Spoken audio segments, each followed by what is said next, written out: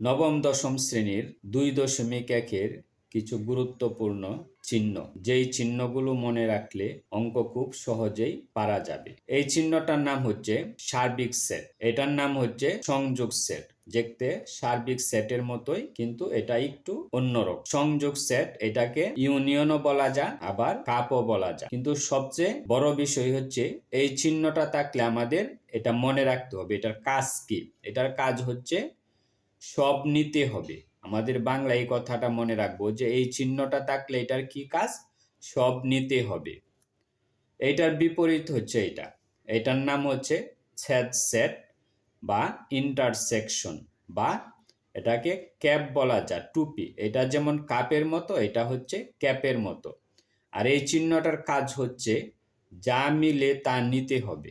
আমাদের এই কথাটা ভালোভাবে মনে রাখতে হবে।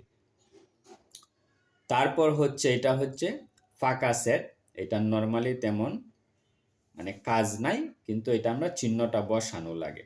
এটা হচ্ছে ফাঁকা সেট। এটা হচ্ছে এটার নামও ফাঁকা সেট, আবার এটাকে ওরিও বলা যায়। এটা হচ্ছে এ ডট, এর উপরে এভাবে একটা ফুটার মতো টান থাকবে, এটাকে ডটও বলা যায়, অথবা এটাকে পূরকও বলা যায়। এটাকে ডট বলা যায়, কিন্তু এইটা যেই কথা এটা একই কথা। এটা যদি সি থাকে তাহলে এটাকে বলতে হবে এ কমপ্লিমেন্ট, এ কমপ্লিমেন্ট। কিন্তু কাজ কিন্তু ডটের যেই কাজ, সি এরও সেই কাজ।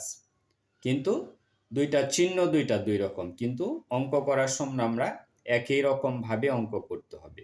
এটাকে ডট বলতে হবে, এটারে কমপ্লিমেন্ট বলতে হবে। তারপর এই চিহ্নটা নর্মালি এইভাবে থাকে। এটা হচ্ছে স্ল্যাশ। স্ল্যাশের কাজ হচ্ছে বাদ দেওয়া। এটা এইভাবে থাকতে পারে এ স্ল্যাশ বি, অথবা শুধু আমাদের এই চিহ্নটা মনে রাখতে হবে, এটা হলো স্ল্যাশ।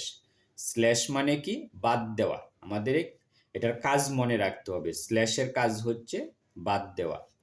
আবার এখানে আমরা বলছি এখানে ডট, ডটের সূত্র হয়, যে কোনো জিনিসের উপরে যদি ডট থাকে তাহলে এটার সূত্র লিখতে হয়। যেমন এ ডট, এ ডটের সূত্র হচ্ছে সার্বিক সেট মাইনাস এ।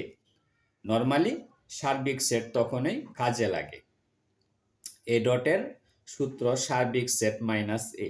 তার মানে যে কোনো জিনিসের উপরে যদি ডট থাকে তাহলে তখনই আমাদের এই সার্বিক সেট আনতে হয়, এবং ডট বাদ দিয়া বাকিটা বাদ। যেমন এটার উপরে ডট আছে, এ ডট সমান সার্বিক, আমরা ডট বাদ দিলাম, ডট বাদ দিলে যা থাকে তা বাদ দিয়ে দিতে হবে সার্বিক সেট। যেমন এখানে আছে এ সংযোগ বি ডট, তাহলে আমরা কি করব, সার্বিক সেট মাইনাস এই যে ডট বাদ দিলে যা থাকে তা বিয়োগ করে দিতে হবে। তাহলে সার্বিক সেট মাইনাস এ সংযোগ বি আমরা কি করছি, বিয়োগ করে এই যে ডট বাদ দিয়ে দিলাম।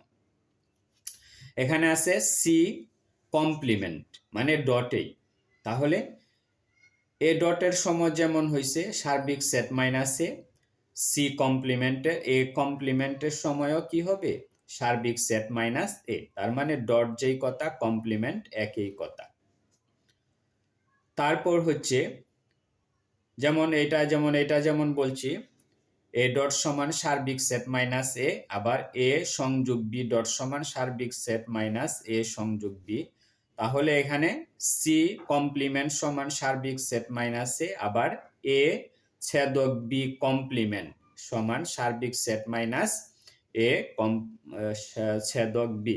তার মানে ডটের সময় যেমন আমরা এই ডটটা বাদ দিয়ে দিলাম, কমপ্লিমেন্ট বাদ দিয়ে দিলাম, তারপর সার্বিক সেট মাইনাস দেওয়া যা থাকে তা আমরা বাদ দিয়ে দিব। তারপর এটার কাজ কি, A slash B. A slash B মানে কি, এ থেকে বি এর উপাদান বাদ দিতে হবে যদি মিলে।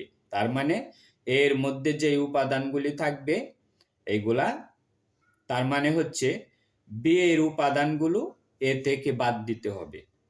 মানে স্ল্যাশ যেই কথা, এখানে বিয়োগ চিহ্ন একই কথা। বিয়োগের আমরা যেইভাবে কাজ করি স্ল্যাশেরও ঠিক সেইভাবেই কাজ করতে হয়। এই চিহ্নগুলি মনে রাখলে 2.1-2 এর অঙ্ক খুব সহজে ভালোভাবে পারা যাবে।